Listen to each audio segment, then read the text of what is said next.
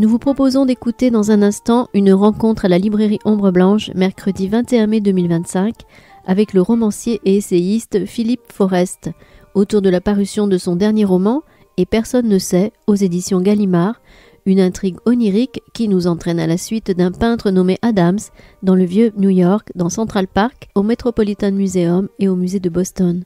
La discussion était menée par Jean-Antoine Loiseau.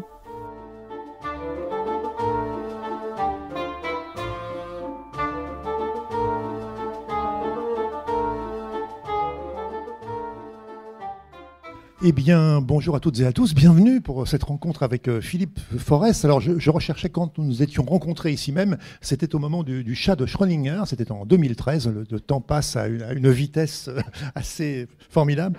Vous êtes Philippe Forest. Donc, bienvenue pour cette rencontre à Ombre Blanche. Romancier, essayiste, notamment l'auteur de L'Enfant éternel, qui avait eu le prix Femina du premier roman. C'était en 1997, je crois.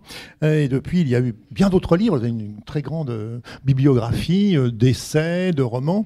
Il y a eu Sarinagana, c'était qui a eu le prix Décembre, et notamment également Cru, qui avait eu le prix de la langue française. Et aujourd'hui, vous revenez donc avec Personne ne sait, votre nouveau roman chez Gallimard. Alors voilà, un livre assez...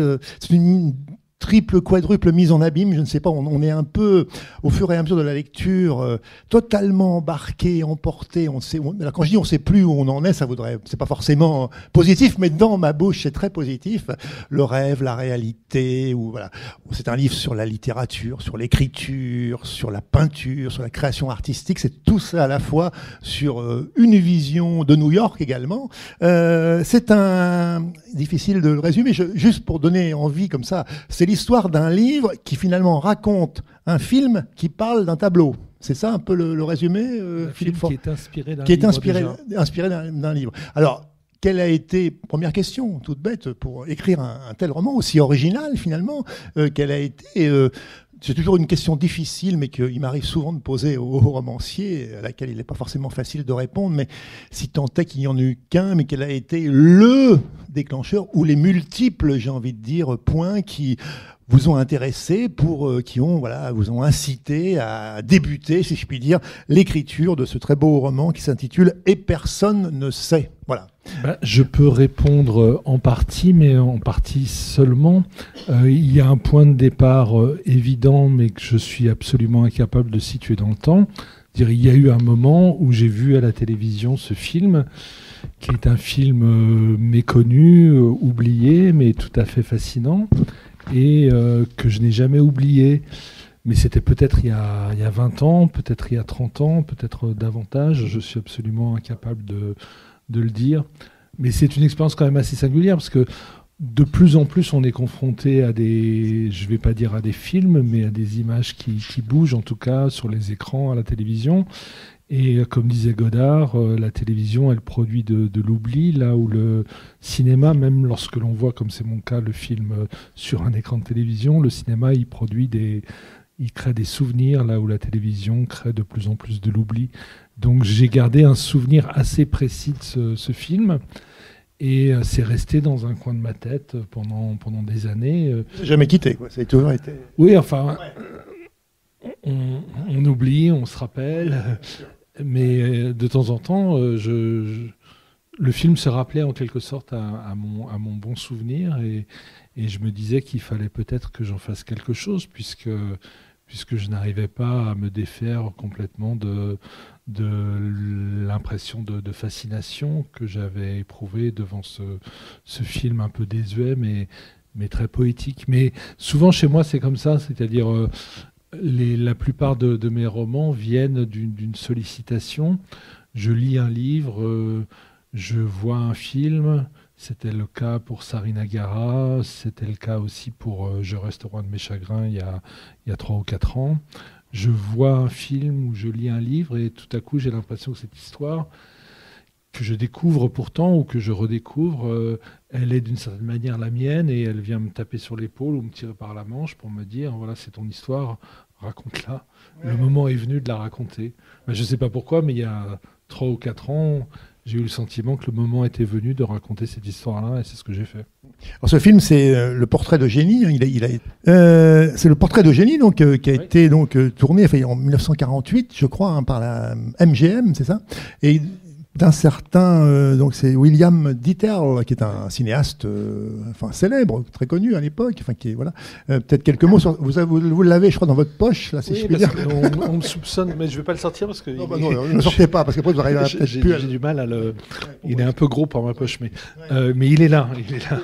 Il existe.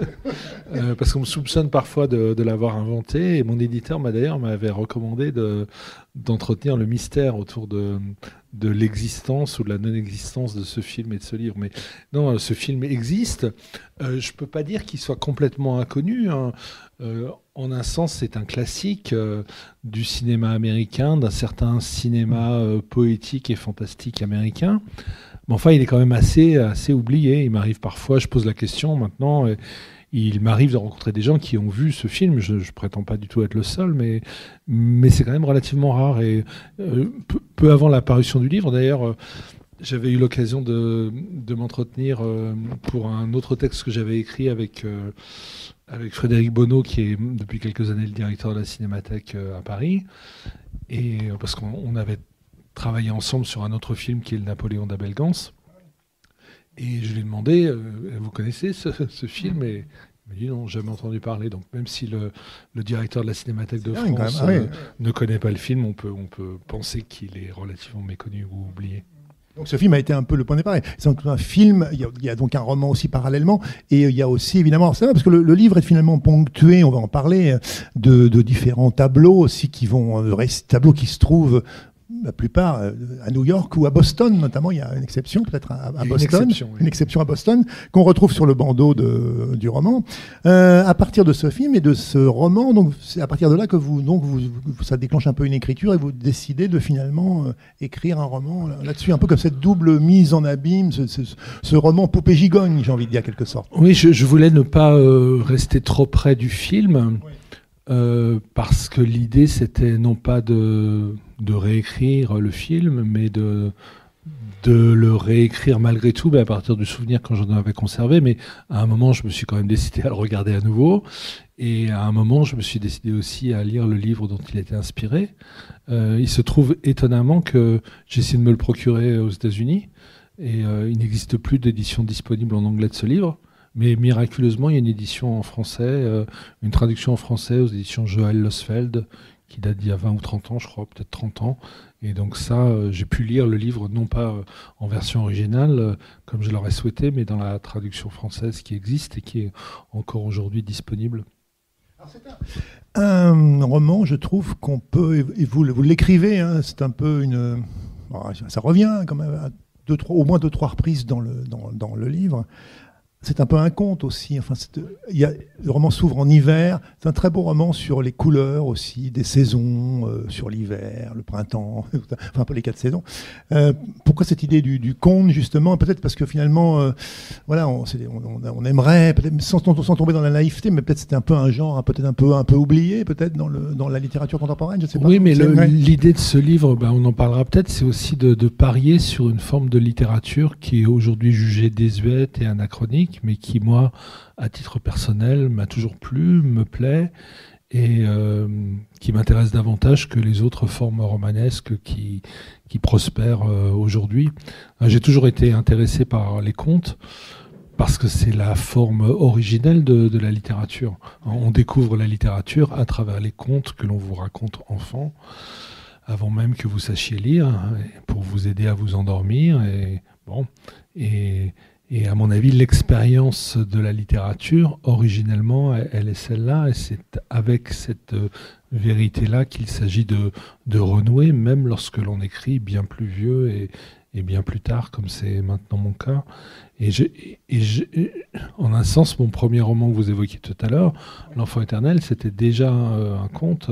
En tout cas, c'était un roman réaliste d'une certaine manière, et même autobiographique, mais qui empruntait énormément à un certain nombre de légendes destinées aux enfants, et particulièrement au roman de Barry, Peter Pan, qui est connu surtout à travers le film, bien sûr, le dessin animé qui en a été tiré par Walt Disney.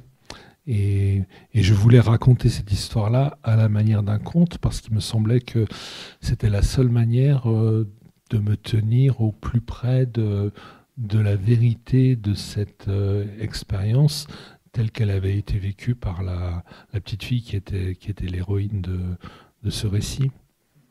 Il se trouve, j'espère que ça va aboutir, mais que j'ai reçu il y a un an maintenant, un peu plus, une proposition que j'ai acceptée d'un studio italien qui est le studio que possède, j'arrive jamais à me rappeler son nom, Luca Guidagnoni ou quelque chose comme ça, le réalisateur de Call Me By Your Name, qui m'a raconté qu'il avait eu depuis le début, parce que ça fait longtemps que le livre a été traduit en italien, la volonté d'adapter L'Enfant éternel, ce que d'autres cinéastes avaient voulu faire aussi, mais qu'il n'avait jamais trouvé le moyen d'y parvenir. Et il est venu avec une proposition qui m'a immédiatement séduit. Il m'a dit qu'il s'agit d'adapter, et j'espère que cela se fera, le film, mais sous la forme d'un dessin animé qui précisément va gommer tout ce qui pourrait être déplaisant, c'est-à-dire l'aspect un peu mélodrame médical d'une éventuelle adaptation, et au contraire tirer le livre du côté du conte de fées, Peter Pan, mais aussi les mangas, enfin tout l'univers qui est celui des enfants. Et c'est pour moi une manière de rester fidèle au livre en le retirant sous une forme donc cinématographique du côté de son origine et de sa vérité, c'est-à-dire son rapport au conte de fées. Est-ce que vous pourriez peut-être nous lire un extrait, peut-être, parce que je sais que vous avez, je crois que à la Maison de la Poésie, vous aviez proposé, je crois, une soirée lecture avec des images, des tableaux dont on va parler, qu'on va évoquer au cours de cette rencontre, mais peut-être. Oui, alors on avait songé à refaire la même chose ici, mais c'était un peu idiot en un sens de doublonner, mais si cela intéresse quelqu'un. On peut aller voir cette lecture donc, sur le site de la Maison de la Poésie à Paris. C'est une lecture assez longue et qui a été trouvée étonnante par certains des spectateurs, parce que j'ai pris le parti de ne lire que les chapitres impairs du livre, qui ne racontent donc pas l'histoire, mais qui l'illustrent à partir d'un exercice, ce qu'on appelle de manière savante l'ekphrasis, c'est-à-dire je décris un certain nombre de tableaux qui, pour la plupart, se trouvent au Metropolitan Museum de New York. Donc j'ai lu exclusivement ces chapitres, en laissant délibérément de côté l'histoire elle-même, et on projetait donc sur la scène les tableaux dont je parlais, et tout ça étant accompagné donc de la projection d'un extrait du film. Avant que je vous passe la parole pour la lecture, mais donc on découvre aussi, alors on redécouvre un New York, alors un New York d'une certaine époque, puisque c'est New York évidemment, mais en même temps un New York contemporain aussi. On pourrait dire que c'est les deux, puisque finalement les tableaux qui sont dans les musées, ils y sont actuellement. Donc, voilà. Et on a une très belle description de New York, une évocation de New York à un moment donné, mais dont on comprend qu'elle est à travers les yeux justement de l'écrivain ou du peintre, je ne sais plus. Enfin, je crois que c'est le peintre, oui, c'est ça. Ouais. Enfin, oui, les deux. Les deux. À chaque fois, c'est les deux. Oui. Et un New York un peu qui pourrait ressembler à une sorte au Moyen-Âge avec ses tours, ce côté, mais qui finalement s'applique bien, peut-être pourrait s'appliquer encore au New York actuel avec ses très hauts immeubles, ce côté.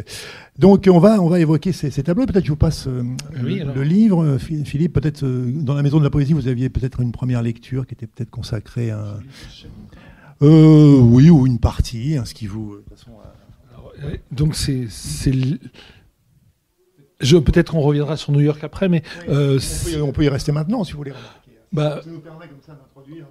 Oui, c'est-à-dire si vous regardez le film, ou ne serait-ce que le début du film qui a été projeté donc à la Maison de la Poésie, ça commence par des plans du ciel, c'est en noir et blanc, des plans du ciel au-dessus de New York, au-dessus des gratte-ciel. Et la caméra s'arrête sur le personnage du héros qui passe dans Central Park, donc, et plus précisément devant la façade du Metropolitan Museum. Et ça m'intéressait aussi de situer ce roman à New York pour toutes sortes de raisons. D'abord parce que je raconte toujours un peu, enfin tout à fait complètement la même histoire de livre en livre, mais à chaque fois j'essaye de la raconter d'une manière différente et en la déplaçant à la fois dans l'espace et dans le temps. Donc j'ai beaucoup écrit sur le Japon, sur la Chine. J'étais venu plusieurs fois en parler ici. Mais là, j'ai voulu déplacer cette histoire de désir et de deuil que je raconte de livre en livre à New York, qui n'est pas une ville que je connais très bien. Enfin, j'y ai été plusieurs fois en touriste, mais je n'y ai jamais vécu. Et ce qui m'a toujours frappé quand j'étais à New York, et même la première fois où je suis allé à New York, alors que j'étais encore adolescent, c'est l'impression de déjà-vu que produit cette ville, parce qu'on la connaît tous.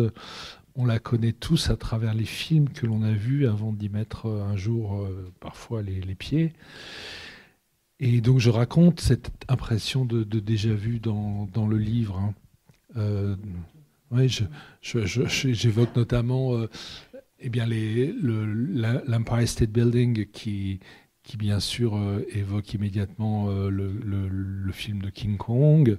Et puis à l'époque où j'y suis allé, il y avait autre chose donc c'était dans les années 70, j'étais adolescent. Il y avait un autre film qui est là aussi complètement oublié. J'aimerais bien un jour avoir l'occasion d'écrire là-dessus parce que ça n'intéresse plus personne à tort. Mais il y avait un grand cinéaste italien, enfin moi que j'aimais beaucoup, qui était Marco Ferreri et qui était très populaire à l'époque. Mais ouais. Et il y a ce film donc qu'il a fait avec un acteur dont on n'a plus le droit de dire le nom, donc je le fais, qui est Gérard Depardieu.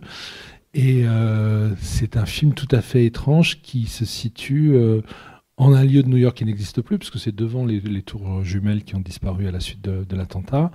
Et Ferreri, qui propose une sorte de fable comme ça, très, très contemporaine en fait, sur ce qu'il en est de la masculinité dans un monde où elle n'a plus sa place. Ferreri avait récupéré le gorille qui avait servi au remake de King Kong quelque temps auparavant, pour l'étendre mort comme ça sur la plage. Et toute l'histoire du film tourne autour de ce cadavre de gorille. Bon, enfin, donc j'avais ces images en tête. Il y avait aussi autre chose qui m'avait beaucoup frappé. J'avais beaucoup été impressionné, comme tout le monde, d'autant plus que j'étais très jeune à l'époque, par Taxi Driver de Martin Scorsese avec Robert De Niro. Film auquel je n'avais d'ailleurs rien compris, parce que je n'avais pas du tout capté, comme on dit, que le personnage qu'interprète De Niro est en fait un psychopathe, un paranoïaque, qui est tout à fait dangereux. Pour moi, c'était un héros. Et ce qui m'a frappé quand je suis allé à New York la première fois, c'est que sur certains des plans que Scorsese filme de New York et que l'on voit dans Taxi Driver, on voyait apparaître des personnages, et notamment un orchestre ambulant, jouant devant Central Park, que j'ai revu en vrai, si j'ose dire, quand j'y ai été. Donc ça produit un effet très, très étonnant de perturbation entre le véridique et le fictif, et c'est un peu le sujet de tout le livre. Le centre du roman aussi, la perturbation entre le réel et le fictif. Et donc New York, mais un New York rêvé en quelque sorte, un New York rêvé qui a une dimension, oui, tout à fait gothique, parce qu'en fait, cette ville qui était la plus moderne du monde, aujourd'hui, elle paraît, si on compare avec d'autres villes où je suis allé, Tokyo, mais même Tokyo fait un peu vieillot maintenant, mais je pense à Shanghai ou à Shenzhen en Chine. Bon, New York, ça fait vraiment les vieux États-Unis. Voilà, c'est ça. Et donc ça m'intéressait de raconter tout ça, d'évoquer tout ça, avec donc au centre du récit, dans mon livre comme dans le film, mais le Metropolitan de New York, où je choisis d'entraîner le lecteur, puisqu'en fait la moitié du livre consiste en une promenade à travers ce musée, ou plus spécifiquement l'aile de ce musée qui est consacrée à la peinture américaine. Donc il y a une série de stations comme ça, devant un certain nombre de tableaux. Alors une question toute bête, mais que je vous pose, excusez-moi, du coup on repousse la lecture, mais est-ce que justement vous êtes, pour l'écriture de ce roman, retourné précisément à New York, ou vous l'avez fait un peu de mémoire à travers je l'ai fait de mémoire. Internet, enfin les images qu'on garde en tête? Malheureusement, j'ai pas la chance d'aller très souvent à New York, parce que bien que l'anglais soit la seule langue que je pratique vraiment, à part le français, c'est très dur d'être traduit en anglais pour les romanciers romancier français. Donc il y a un seul de mes livres qui a été traduit aux États-Unis. Et donc, je ne peux pas dire que je sois suffisamment connu aux États-Unis pour qu'on m'y invite régulièrement. Donc, traduit dans plusieurs langues, pourtant, déjà. Oui, dans pas mal de langues, mais pas en anglais, ou presque pas en anglais. Ouais. Non, c'est plus facile, enfin, d'après mon expérience, d'être traduit en chinois, en japonais, en italien, en roumain, que d'être traduit en anglais. Et donc, j'ai pas eu la chance, j'ai pas les moyens, j'ai pas eu la chance d'aller à New York pour le livre, mais je me suis basé sur mes vagues souvenirs et tout simplement sur le catalogue dont je disposais et que j'avais ramené en bon touriste lorsque j'y avais été, je sais pas, il y a 5 ans, 10 ans peut-être. Et j'ai feuilleté ce catalogue et je me suis arrêté sur un certain nombre d'images qui en quelque sorte me faisaient signe, parce que j'ai eu le sentiment qu'elles illustraient en quelque sorte le roman que j'étais en train d'écrire. Parce que c'est vrai que c'est justement ces tableaux évoqués, non seulement ils illustrent, mais ils fonctionnent vraiment en correspondance parfaite, j'ai envie de dire, avec l'histoire, avec la structure du romanesque. Donc cette idée de structure romanesque, c'est un ouvrage très très cohérent. En même temps, même si j'ai dit au début qu'il nous promenait au bon sens du terme, qu'on était un peu perdu, mais est-ce que ça a été d'entrée de jeu, cette idée de la construction, vous l'avez eu très vite, ou c'est au fur et à mesure de l'élaboration de l'écriture? Non, j'étais parti pour raconter, donc non pas l'histoire elle-même, mais raconter le récit que je fais de cette histoire. C'est le côté mise en abîme ou miroir du livre. Et puis à un moment, je me suis dit que d'abord ça allait faire un peu court pour faire un livre malgré tout, et puis surtout qu'il manquait quelque chose, et donc comme le thème du livre c'est malgré tout en partie la peinture, je me suis dit que ça pouvait être intéressant comme ça d'adopter cette structure double qui est très classique si on veut, enfin qui est originale parce qu'en général on n'écrit pas un roman comme ça, mais à l'intérieur de ce cadre classique, deux histoires qui alternent, ça permettait de donner un peu libre cours à un tempérament qui est le mien sans doute et qui est plus baroque, et donc ça se met un peu à divaguer, chaque chose légèrement une digression, on revient, c'est un peu, voilà. C'est un jeu de miroir en fait. Tout à fait, Donc je m'arrête sur ces tableaux parce qu'il me semble avoir un sens par rapport à l'histoire que je raconte, et puis par le commentaire que j'en donne. Je les gauchis un peu, je les transforme, je m'en écarte, je leur suis un peu infidèle parfois, de manière à renforcer donc les relations qui peuvent exister entre le... Il y a un tableau dont il faudra qu'on parle, qui est le centre en effet, on va y venir, mais de Eben Adams. Alors c'est vrai que ce qui est intéressant, parce que votre éditeur vous a dit de ne pas citer exprès le titre du film, parce que pour laisser planer peut-être un mystère, mais moi je me suis aussi posé la question, j'ai dit mais est-ce que ce tableau, finalement, est-ce que ce Eben Adams existe vraiment? Est-ce qu'il, parce que comme on est dans un mélange rêve-réalité, on ne sait pas. Le titre, les personnes ne savent, du coup, est quand même déjà très, très révélateur. Donc on se questionne à fond, et finalement, voilà. Donc il existe bien, cet Eben Adams. Bah non, il n'existe pas. Il n'existe pas finalement. Enfin, il n'existe que comme un personnage de fiction, voilà, en fait. Hein. C'est-à-dire, en revanche, tous les tableaux dont je parle dans le livre existent.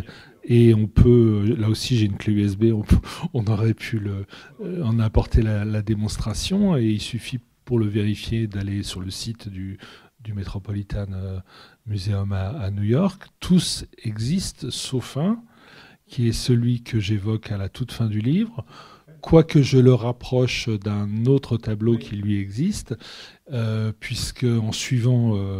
le film de Dieterle et le roman de Nathan, j'imagine que le chef-d'œuvre de Adams finit par être lui-même exposé au Metropolitan. Donc c'est une série de tableaux réels qui conduisent à un tableau qui, lui, est un tableau fictif. Je vous laisse peut-être donc lire. Oui, alors donc ça, c'est la description d'un des tableaux qui figure au Met, et qui s'intitule The Children of Nathan Starr. Maintenant, la visite commence vraiment. Il faut être passé par la façade aux allures de temple grec, avoir traversé la demeure factice qui mélange les styles et qui confond les siècles, là où toutes les pendules marquent la même heure, sans qu'aucune n'indique la date, et, un peu désorienté déjà, on pénètre dans la toute petite salle qui se situe juste derrière. Elle est consacrée au folk art. Je ne sais pas trop comment il faudrait traduire. Ni populaire, ni primitif, encore moins folklorique ou naïf, rien ne convient. Chaque adjectif trahit le regard un peu condescendant que l'historien pose sur des images dont la maladresse manifeste, à ses yeux, l'absence de maturité supposée. Elles méritent l'attention, suggère le spécialiste, moins par leur qualité artistique que par leur valeur documentaire. Un témoignage sur l'époque héroïque des anciens pionniers et des premiers colons, sur l'existence et sur les mœurs des hommes et des femmes qui peuplaient les États de l'Est de l'Union, tandis que la conquête de l'Ouest commençait à peine, et selon les représentations un peu frustres qu'en donnaient des peintres auxquels personne, et même pas eux, n'aurait vraiment accordé le titre d'artiste. L'enfance de l'art dans son enfance, tel qu'il exprime avec candeur sa vérité native. Ambrose Andrews est le plus éminent de ces primitifs américains. Je dis éminent, quoiqu'on en sache très peu sur lui. On ignore même la date exacte de sa mort.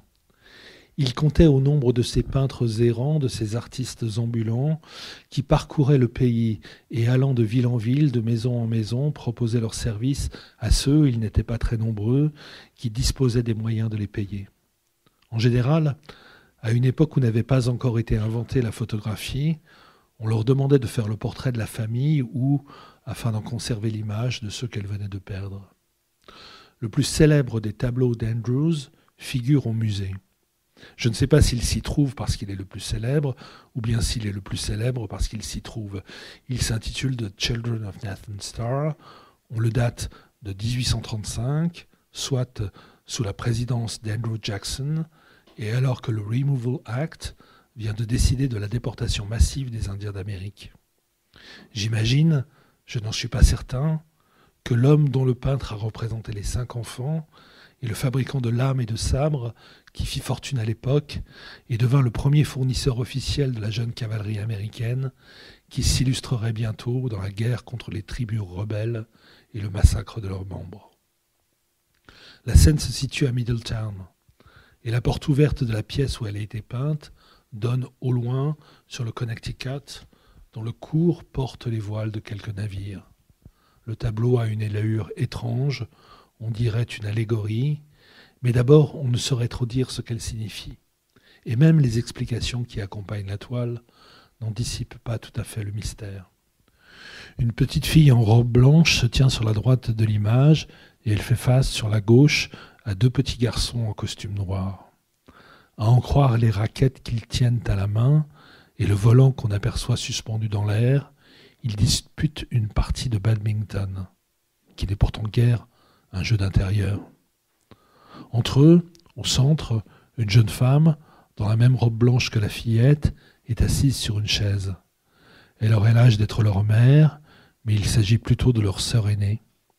À ses genoux se tient un enfant, un petit garçon, bien que, selon l'usage du temps, il soit vêtu d'une robe bleue, comme le ciel que l'on aperçoit dans le cadre de la porte, redoublant le cadre de la toile, afin que figure à l'intérieur de la maison une image en miniature de l'extérieur du monde. Dans sa main droite, il a un cerceau, dont, de sa main gauche, il pointe vers le plafond la baguette. Tous les 5, il possède un air de famille assez frappant. Ils se ressemblent au point que l'on dirait qu'il s'agit du même enfant, 5 fois représenté, à des âges différents de la vie, tantôt en garçon et tantôt en fille, et pour le plus petit, en garçon dans un vêtement de fille. Mais le plus étrange est que, se faisant face, ils ne se regardent pas. Leurs yeux sont dans le vague, et sans que l'on puisse dire ce qu'ils voient, ou à quoi, perdus dans leurs pensées, ils songent. Le petit garçon en robe de petite fille qui occupe le centre exact du tableau est l'enfant mort de la famille. Nathan Starr a demandé à Ambrose Andrews de faire son portrait. Je suppose que le peintre ne l'avait jamais vu. Il lui a imaginé un visage d'après ceux de ses 2 frères et de ses 2 sœurs, dont l'artiste a eu l'idée, peut-être pour qu'ils se sentent moins seuls, de l'entourer. Le chagrin explique la gravité de leurs traits, le sérieux de leurs expressions, en dépit du jeu auquel ils sont en train de jouer et duquel le plus petit est désormais exclu. D'ailleurs, On aperçoit une raquette à terre qui peut-être était la sienne et dont il n'a plus l'usage désormais. Dès lors que l'on a découvert le sens d'un tableau, que l'on croit l'avoir découvert, chacun des détails qui y figurent s'y rapporte de lui-même. L'allégorie s'éclaire, même si ce qu'elle signifie constitue encore un mystère. Le cerceau indique le recommencement du temps, et la baguette désigne la direction du ciel, où parmi les nuages passe un vol d'oiseaux blancs dont nul ne sait vers où il va. C'est vrai que donc du coup ce tableau, enfin, ces tableaux évoqués alors font comment dire écho, miroir, je ne sais pas. C'est vrai qu'il y a écho notamment à celui qui est reproduit sur le bandeau du livre, qui est un tableau donc du musée de Boston. Celui-ci, ce sont les filles d'Edward Darley Bolt. Je crois que c'est un tableau de 1882, c'est mentionné, je crois, dans 1882, détail, où il y a en façon de plusieurs filles à différents âges de la vie, et ça fait écho, hein, sans dévoiler bien sûr l'intrigue du livre, mais on peut le dire, ça fait écho au tableau donc de ce fameux Eben Adams, oui. Donc qui un beau soir va rencontrer, on est à Noël, hein, c'est la nuit de Noël, hein, si je me rappelle bien, donc c'est important, hein, ce conte d'hiver, parce que c'est d'abord un conte d'hiver, votre roman, va rencontrer Jenny, donc voilà, et après c'est vrai que c'est l'apparition, elle va apparaître, alors c'est là où ça devient une sorte de profond abîme, c'est que bon, elle va apparaître, il va la peindre, on ne sait pas, est-ce qu'elle a vraiment existé, elle disparaît, elle revient, elle incarne peut-être tous les âges, enfin plusieurs âges en tout cas de la vie, et en fait c'est comme ça que le roman va finalement se mettre en place et voilà, et se structurer en effet de miroir, si je puis dire. Oui, c'est un conte d'hiver, un conte de Noël. J'avais envie d'écrire un conte de Noël. Et d'ailleurs, je triche un peu, puisque le roman et le film se passent en hiver, mais à aucun moment il n'est dit que la première rencontre a lieu le soir de Noël. Voilà. Un peu à la manière des histoires fantastiques de Dickens, ou à la manière aussi des contes d'Andersen. On peut penser à la marchande d'allumettes, par exemple, et à bien d'autres contes encore, à des histoires de fantômes aussi, puisque cette petite fille, on se demande si elle n'est pas un fantôme. C'est pas vraiment une histoire fantastique, au sens où ça n'est pas une histoire qui fait peur. C'est plutôt quelque chose qui relève du merveilleux. On m'a dit, mais je crois que c'est parce que les gens confondent, on m'a dit que les surréalistes aimaient ce film. Je crois qu'on confond, parce qu'on confond ce film avec un autre film que les surréalistes effectivement ont aimé, qui est le Peter Ibbotson, qui est adapté d'un roman de Georges Du Maurier. Et c'est vrai que c'est un peu la même ambiance, une sorte de merveilleux moderne, dont il est bien naturel qu'il est plus au surréaliste, mais qui renvoie plutôt à la littérature du 19e, à la littérature victorienne ou édouardienne, bon, ce qui me ramène du côté de Barrie et de Peter Pan, mais ce qui ramène surtout du côté de Dickens, en fait. Je me permets à mon tour de lire. Là, pour le coup, je ne suis pas sur l'évocation des tableaux, mais sur l'histoire elle-même. C'est un peu. On est page 46-47. C'est la rencontre, en fait, la première rencontre entre Eben Adams et cette petite fille. Donc, il n'y a personne à part une enfant, une petite fille dont le jeune peintre ne saurait pas dire l'âge. Seuls ceux qui ont été des parents ont une idée sur la question. Disons 6 ou 7 ans. Adams n'a pas trop l'habitude des enfants. Les seuls qu'il connaisse, il les a seulement vus en tableau. Ceux qu'ont peint les grands maîtres d'autrefois, que l'on admire dans les musées, ou ceux qu'ont fait les artistes d'aujourd'hui, ses aînés, ses professeurs, ceux auprès desquels il a appris son métier. D'ailleurs, avec son air sage et les vêtements un peu démodés qu'elle porte, la petite fille leur ressemble. Adams la reconnaît. On la croirait, se dit-il, sortie d'une vieille toile de Robert Henry ou bien de George de Forest Brush. Des noms qui ne disent plus rien à personne, bien sûr, mais qui, pour un artiste américain d'alors, définissent l'idée que l'on a de la peinture dans son pays. Plutôt 5 ou 6 ans. Elle est trop jeune en tout cas pour se trouver seule dans un tel lieu et à une telle heure. L'endroit n'est pas trop sûr. Et particulièrement pour une petite fille de cet âge. Adams n'aperçoit aucun adulte sous la surveillance duquel serait l'enfant. Il s'arrête à quelques pas et hésite à passer son chemin.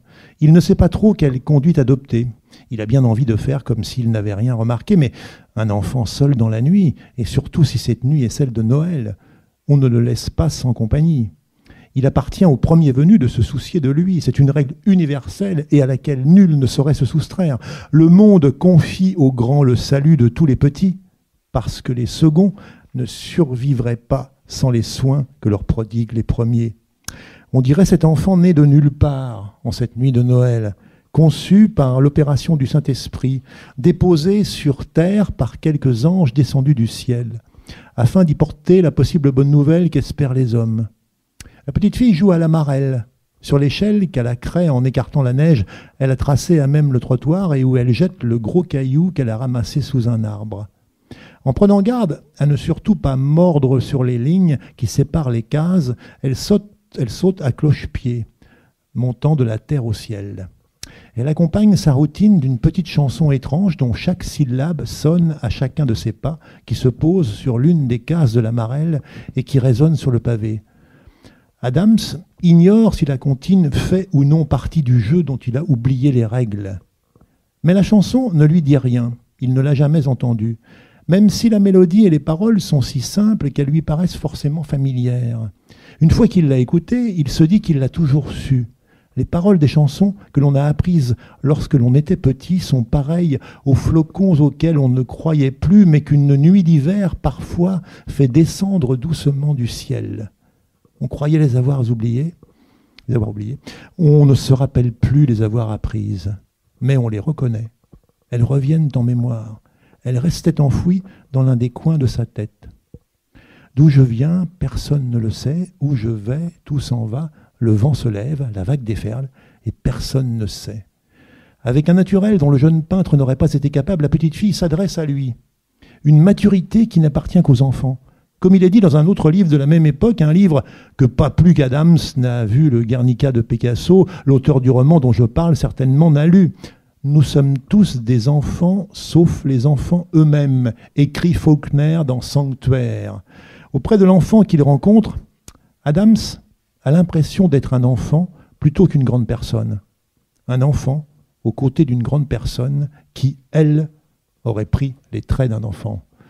Et c'est vrai que ce passage est aussi sur l'enfance. Et c'est vrai que dans le livre, on est assez souvent, j'ai envie de dire, à la fois adulte et enfant. On est replongé non seulement par l'univers du conte, mais par, en effet, les différents motifs du roman. Ce thème de l'enfant, il est central. Ça parle à ma sensibilité, je pense. Ça parle à la sensibilité d'à peu près tout le monde, mais il y a aussi ce projet de ramener la littérature du côté de son enfance, parce que c'est là que se situe sa vérité, en fait. Donc, alors ce livre, oui, alors, donc c'est aussi on va suivre. Alors c'est un peu une enquête en quelque sorte. C'est une sorte, je dirais pas une enquête policière parce que, mais il y a quand même c'est une quête et une enquête puisque. Si, mais je suis convaincu. C'est un peu peut-être. Je suis convaincu, je sais pas, j'ai pas fait de recherche parce que bon, quand il m'arrive de faire des recherches quand je dois faire des livres sérieux, mais si j'écris plutôt des romans, c'est parce que justement ça me permet de laisser libre cours à mon imagination. Donc j'ai pas fait de recherche très sérieuse pour ce livre. Je me suis contenté de rêver à partir de choses que je voyais et que je voulais utiliser. Mais si j'avais fait des recherches sérieuses, je me serais demandé dans quelle mesure Vertigo de Hitchcock n'est pas inspiré de. Vous citez à un moment donné. Oui, je le cite en passant. Alors je sais pas si Hitchcock mentionne quelque part le film de Dieterle ou pas, mais je dis ça à cause de la dimension enquête. C'est-à-dire, le peintre Eben Adams est dans la même situation que le personnage incarné par James Stewart, qui voit surgir dans sa vie tout à coup quelqu'un dont il se demande qui il est, cette femme mystérieuse et séduisante qui est l'héroïne de Vertigo. Et d'ailleurs, moi, je crois que je le dis dans le livre, mais j'ai vu beaucoup de fois Vertigo, parce que c'est un film fascinant, mais ne me demandez pas de vous résumer l'histoire, parce que j'ai toujours pas compris. J'ai toujours pas très bien compris. Non. Vous l'écrivez même, vous dites, je sais pas, vous écrivez, j'aime bien les histoires qu'on ne comprend pas. Enfin, je cite de mémoire. Hein, c'est vrai qu'il y a Hitchcock. Alors c'est un livre, il y a la peinture, vous l'avez dit déjà, Philippe Forest, qui est assez central, mais pas que. C'est un questionnement sur l'écriture aussi. Moi j'ai relevé, il y a plusieurs passages aussi sur, voilà, vous êtes romancier, donc, mais voilà, il y a des interrogations sur l'écriture, le sens, la réalité, la fiction.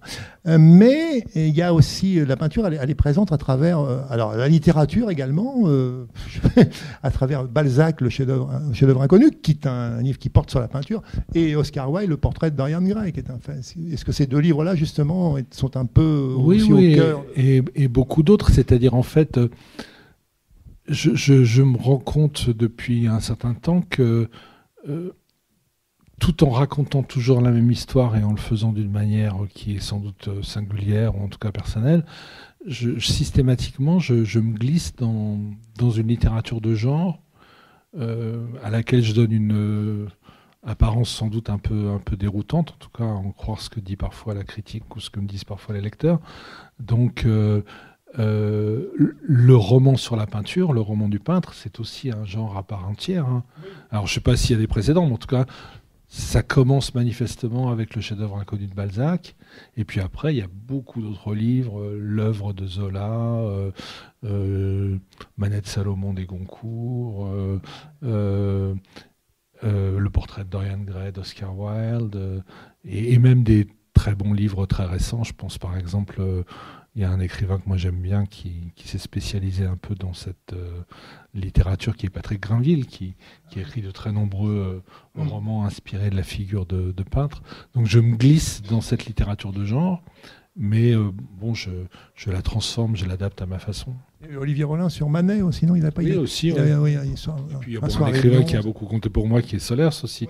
Oui, vous aviez écrit sur Solers aussi. Non, si je parle, c'est que. Enfin, si je parlais d'enquête c'est qu'en fait, le roman est un peu aussi construit comme ça, puisque on va, dernier chapitre, on va, voilà, j'en dis pas plus, vous l'avez un peu évoqué, mais il y a quand même une espèce, on repousse l'échéance, quoi. C'est une double enquête, parce que Eben Adams enquête pour essayer de comprendre qui est cette mystérieuse petite fille qui ressurgit en semblant avoir vertigineusement vite grandi dans sa vie. Donc il enquête pour essayer de comprendre ce mystère, et moi-même j'enquête sur l'enquête qu'il mène pour essayer de la comprendre et sans y parvenir. Oui, vous comparez, vous expliquez, voilà, à la fin du film, à la fin du roman, sous-entendu qu'est-ce qui est peut-être le plus, je sais pas, enfin crédible ou pas, j'en sais rien. Enfin voilà, ça c'est vous. Oui, parce que ça, le roman et le film, comme c'est souvent le cas, ne racontent pas exactement la même histoire. Et moi-même, racontant à la fois le roman et le film, je donne encore une nouvelle version de cette histoire. Et puis il y a cette dimension en effet de ces changements, de la métamorphose, qui est finalement au cœur du livre, cette jeune fille qui apparaît, qui réapparaît. Et puis une dimension aussi intéressante sur l'époque aussi, parce que là on est dans les années, donc on va dire le film c'est 48, donc l'action va se situer en 38, par là, on est à peu près, c'est ça, avant la Seconde Guerre mondiale. Donc première moitié, grosse moitié, on va dire quart moitié du XXe siècle. Il y a cette dimension aussi sociale aussi dans le livre, avec à travers ce portrait du peintre aussi, sans le sou à un moment donné, qui un peu voilà, la vie de bohème, on va dire bohème de peintre, mais aux États-Unis. Puis en même temps, on découvre des choses aussi sur les primitifs américains, sur toute cette courant artistique. Ça renvoie aussi à l'univers de Capra, les films avec Stewart. Qui évoque la grande crise américaine ou les raisins de la colère, si vous voulez. Donc il y a un peu ça. Mais c'est surtout, comme vous le disiez, une manière de traverser toute l'histoire des États-Unis en la racontant à travers quelques images. Puisqu'effectivement, on voit évoluer la peinture américaine, disons, de la fin du XVIIIe siècle au début du XXe. C'est une peinture qui est très méconnue et que moi-même, j'avoue, j'ignorais totalement. Hein. Le peintre qui fournit l'illustration de la bande, c'est un peintre qui s'appelle John Singer Sargent et qui a peint une partie de son œuvre d'ailleurs en France, et on m'a raconté, j'ai trouvé ça plutôt dans un article consacré à mon livre dans une revue d'art il y a quelques semaines. Il va y avoir une grande rétrospective qui va lui être consacrée au musée d'Orsay. On est en train de redécouvrir cette peinture américaine qu'on ignore, parce que la peinture américaine que tout le monde connaît, c'est la grande peinture américaine abstraite du XXe siècle, c'est Rothko, c'est Pollock, etc.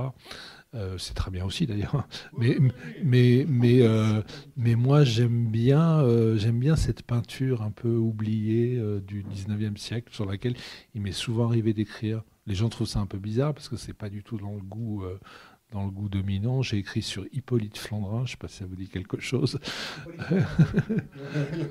Vous irez voir sur Internet. J'ai écrit sur surtout j'allais dire le mieux que j'ai fait, enfin c'est un peu idiot de dire ça comme ça, mais j'ai eu beaucoup de mal à trouver les documents, mais j'ai écrit sur un peintre qui s'appelle Robert Gregory, bon, pour prononcer à la française, ce sera plus facile, et qui est le fils d'une femme qui, elle, est assez connue, qui s'appelle Lady Gregory, qui a été un peu l'animatrice du mouvement du Celtic Revival à la fin du 19e siècle, au moment où les Irlandais redécouvraient leur tradition avec un grand poète comme Yeats.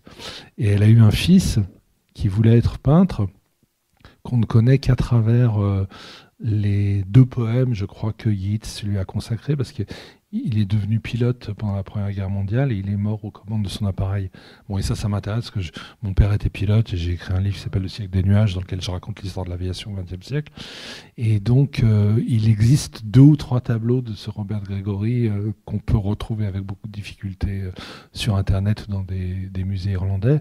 Et ça m'intéressait de savoir pourquoi ce jeune homme avait voulu peindre, pourquoi il avait peint de manière si étrange. Ça ressemble un peu, si vous voulez, à la peinture des peintres français, des peintres européens, parce qu'il y a aussi des peintres européens qui ne sont pas français à la même époque, mais à l'époque du symbolisme ou du post-symbolisme.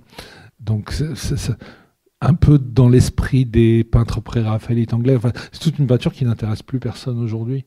Donc du coup, ça suscite ma curiosité. Donc j'ai écrit un texte là-dessus, qui est apparu dans un volume qui s'appelle Éloge de l'aplomb, où j'ai rassemblé tous les textes que j'ai écrits sur la peinture ces dernières années.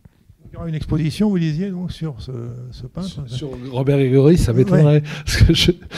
C'est quand, bientôt, enfin, non, sur Robert Gregory, non, c'est moi qui suis allé piocher ça, mais à mon avis, on n'est pas prêt de voir une exposition sur ce peintre.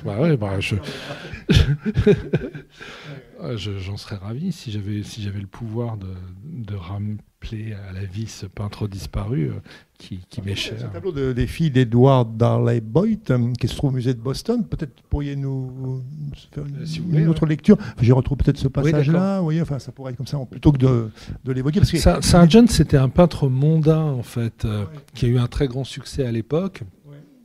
On peut penser à Whistler, qui a peint pour Proust à la même époque. Et donc, il est complètement oublié parce que cette mondanité qui est la sienne apparaît comme un péché capital aux yeux des gens qui ont une vision plus radicale de la peinture. Bon. Et donc, il y a ce tableau. Je lui préfère sans hésitation la toile que Sargent a consacrée aux 4 filles d'Edward Darley Boyd. Mais elle se trouve, elle, au musée de Boston où je ne suis jamais allé. Je n'en connais que la reproduction. Comme je peux, je la décris. La luxueuse pièce où les sœurs se tiennent est recouverte d'un tapis bleu que répète la couleur des 2 immenses vases chinois qui l'encadrent et auprès desquels les enfants paraissent plus petites encore. Au premier plan, la plus jeune, à peine en âge de marcher, assise sur le tapis, serre dans ses bras une poupée. Au fond, près de l'un des 2 vases énormes qui les dépassent de sa haute taille, se trouvent les aînées, adolescentes, si semblables que l'on dirait des jumelles. La dernière des sœurs, qui doit avoir une dizaine d'années, je dirais qu'elle est la plus belle des 4, se tient sur le côté un peu à l'écart, retournant seule son regard au spectateur qui se tient devant la toile. Elles se ressemblent. Le tablier blanc identique qu'elles portent par-dessus leur robe souligne l'air de famille qu'expriment les traits de leur visage.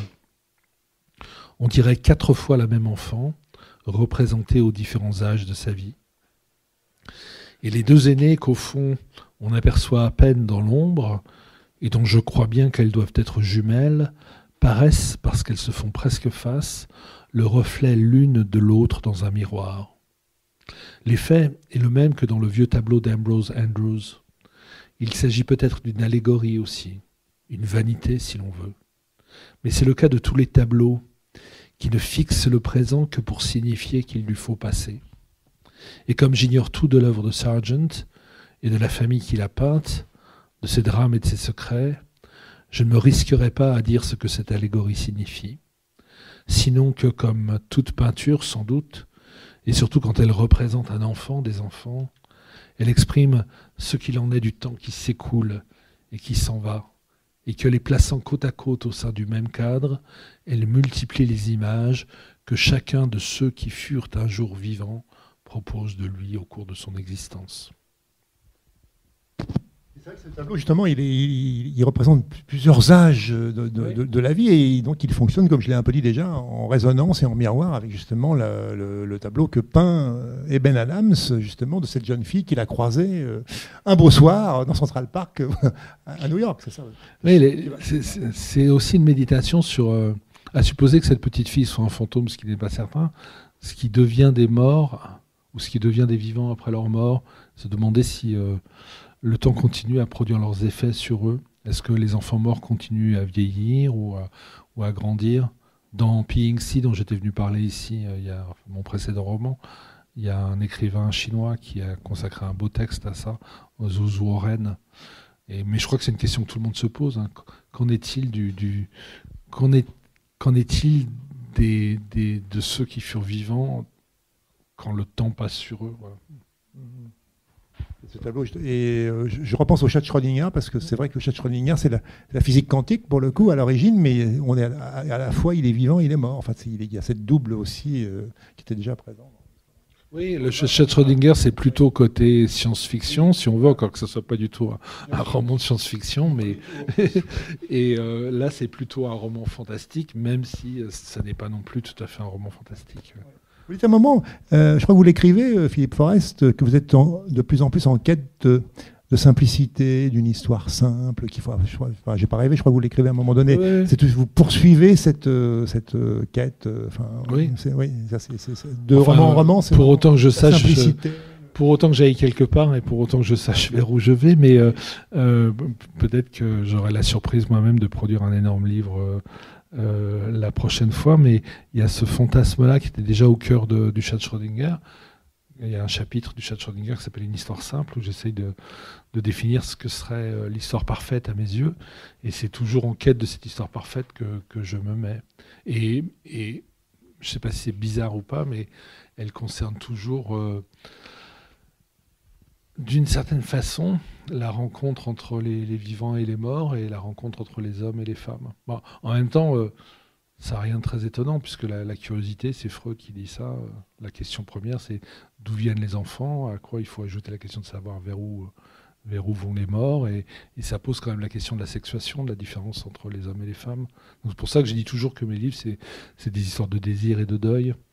Et donc, l'histoire simple ou l'histoire parfaite, en quête de laquelle je me mets fantasmatiquement, c'est une histoire qui concerne cette expérience double du désir et du deuil, telle qu'elle se dit dans un récit qui confrontera peut-être un homme et une femme, et un vivant et une morte, ou un mort et une vivante.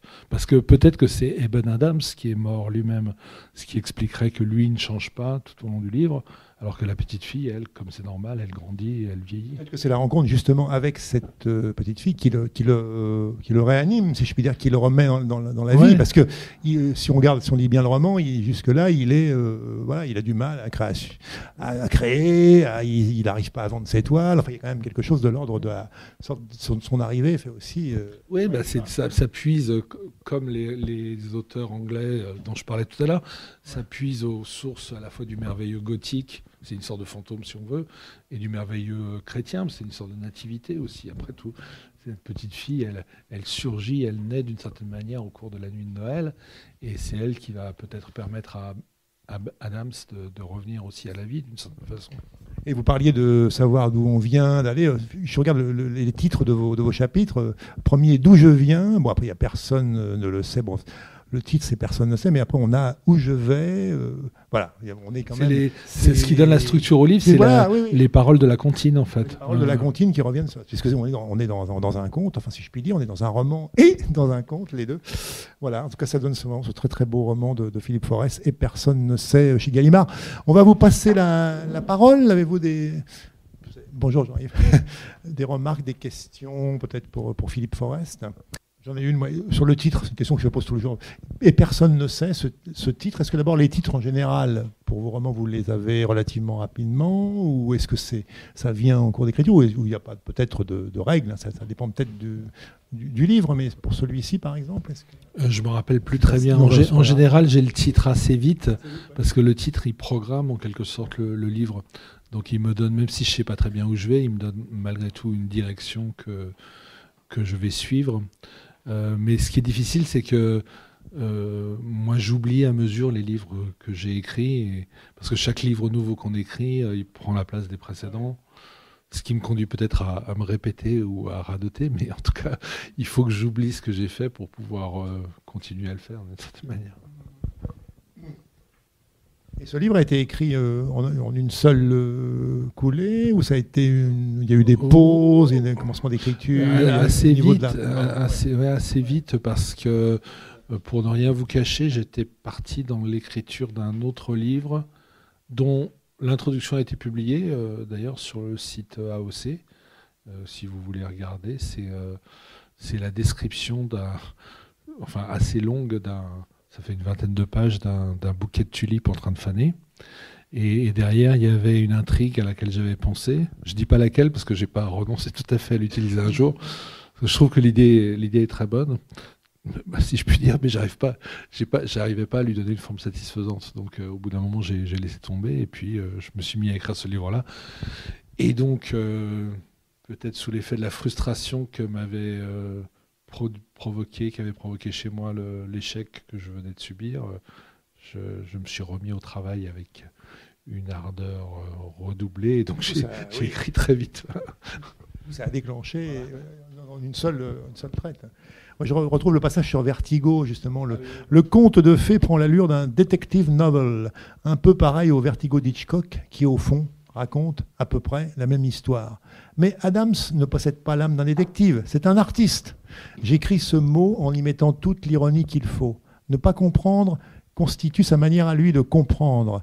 Que la petite fille et la jeune femme soient une seule et même personne, se présentant à lui à tous les âges de la vie, jouant à saute-mouton avec les années, comme elle jouait à la marelle, entre le ciel et la terre, se soustrayant au temps auquel les autres sont soumis et à l'intérieur duquel elle apparaît et disparaît, venue d'un passé depuis longtemps disparu et se précipitant pourtant à toute vitesse vers un futur que seule elle semble déjà connaître, Adams doit admettre que cela est strictement impossible. Mais je crois vraiment que ne pas comprendre, c'est aussi une manière de comprendre. Et j'avais écrit il y a quelques années un recueil d'essais sur la littérature japonaise, dont le titre était inspiré de Proust et qui s'intitulait La beauté du contresens, où Proust dit dans le Contre Sainte-Beuve que quand on lit, on fait toujours des contresens, en fait, parce que les grands livres sont toujours écrits dans une langue étrangère, donc il faut les traduire en quelque sorte à mesure qu'on les lit, et qu'on ne peut procéder à une telle traduction qu'en commettant donc des contresens, mais peu importe, dit Proust, puisque dans un beau livre, tous les contresens qu'on fait sont beaux. Voilà, bon, c'est une autre manière peu orthodoxe, si j'ose dire, de concevoir la connaissance, mais s'il y a de la littérature et de l'art, là où il pourrait y avoir très bien que de la science et de la philosophie, c'est précisément parce que cette incompréhension sur laquelle spécule en quelque sorte l'écrivain ou l'artiste, elle permet d'accéder à une autre forme de connaissance que celle que nous propose la science, la philosophie, etc. Elle est peut-être au-delà du... J'ai failli le dire, mais je me suis dit que c'était un peu arrogant de dire ça. Donc une autre forme de connaissance, en tout cas. Ce que je n'ai pas dit au départ, c'est que vous étiez professeur de littérature à l'université de Nantes. Voilà, parce que c'est important de le souligner. Oui, Jean-Yves. Oui, merci. Je voudrais vous poser la question de votre rapport à la modernité, parce qu'en tant que chercheur, vous avez beaucoup travaillé sur la modernité. En même temps, là, en tant qu'écrivain, donc, vous nous avez montré par exemple comment une certaine peinture américaine antérieure à la modernité, boudée par elle ou méprisée par elle, vous intéressait. On voit aussi le conte. Donc, est-ce que pour vous, ce sont des moyens aussi de chercher autre chose, peut-être au-delà, alors certainement pas post-moderne, mais enfin au-delà de la modernité, ou chercher d'autres voies, mais en même temps aussi, on voit bien comment la description des tableaux c'est aussi quelque chose qu'on trouve dans la modernité. Donc voilà, la question est peut-être un peu vaste, mais comment est-ce que vous vous situez en tant qu'écrivain par rapport à cette question de la modernité ? C'est une question compliquée que je vous remercie de m'avoir posée et que je me suis également posée à moi-même, mais sans peut-être réussir à trouver vraiment une réponse. Je me considère absolument pas comme un anti-moderne, ce qui est le cas de beaucoup de gens aujourd'hui. C'est-à-dire, moi j'ai appris à lire dans la littérature moderne et même dans la littérature d'avant-garde du XXe siècle, et j'y reste fidèle. Postmoderne, c'est un terme qui m'a toujours déplu. Ce qui est certain, c'est, enfin en tout cas, à croire ce que disent mes lecteurs, c'est que mes romans n'ont pas l'air très contemporains, au sens où ils ont un côté anachronique, ils sont pas tellement dans l'air du temps. Je veux pas mettre dans le même sac tout ce qui se publie aujourd'hui, mais il est clair que la littérature contemporaine, en France et partout dans le monde, elle aborde des sujets qui ne sont pas vraiment les miens et d'une manière qui n'est pas non plus vraiment la mienne. Donc c'est ce qui peut donner une dimension ou une apparence anachronique à mes livres. Mais je me considère quand même comme un moderne, parce que par rapport à ce qui se publie aujourd'hui, même si bien sûr ce ne sont pas des textes d'avant-garde, je veux dire, ça n'aurait plus aucun sens d'écrire comme le faisaient les auteurs d'avant-garde d'il y a 20, 30, 40, 50 ans. Ça ne serait plus possible, sinon sous la forme d'une parodie qui serait assez vaine. Il y a des gens qui s'exercent à un revival comme ça, qui écrivent comme on le faisait dans les années 60. Bon, ça n'a pas d'intérêt. Mais il y a malgré tout une dimension un peu expérimentale dans mes livres, qui ne sont pas des livres qui racontent de façon linéaire une histoire. Donc moi, ça ne me met pas, à mon sens, à mes yeux, ça ne me met pas du tout en porte-à-faux avec une certaine modernité qui est, par exemple, non pas que je me mette à leur niveau, bien sûr, c'est pas la question, mais la modernité de Borges, par exemple, ou la modernité de Breton. La langue de Borges, la langue de Breton, la langue d'Aragon, c'est une langue très classique aussi. Mais pourtant, ça n'est pas une langue à l'aide de laquelle on produit quelque chose qui ressemble au néonaturalisme un peu hégémonique sous le règne duquel on vit. Donc c'est plutôt cette modernité-là qui me semble être la mienne, et elle me permet d'avoir des affinités avec une littérature qui est celle du 19e siècle ou du 20e siècle. Eh bien, merci beaucoup, Philippe Forest, merci de votre attention. Je vous signale que donc cette rencontre est enregistrée. Donc vous pourrez la retrouver. C'est Radio, c'est une radio toulousaine qui podcast, si je puis dire, ces rencontres. Donc dans quelques jours, je ne sais pas quand est-ce qu'ils le mettront en ligne, mais en tout cas, ça sera sur le site de la librairie Ombre Blanche et également sur le site de Radio. Philippe Forest, donc, et personne ne sait, aux éditions Gallimard. Et on va passer maintenant à ce moment de dédicace. Merci de votre attention et merci beaucoup. Bonne soirée.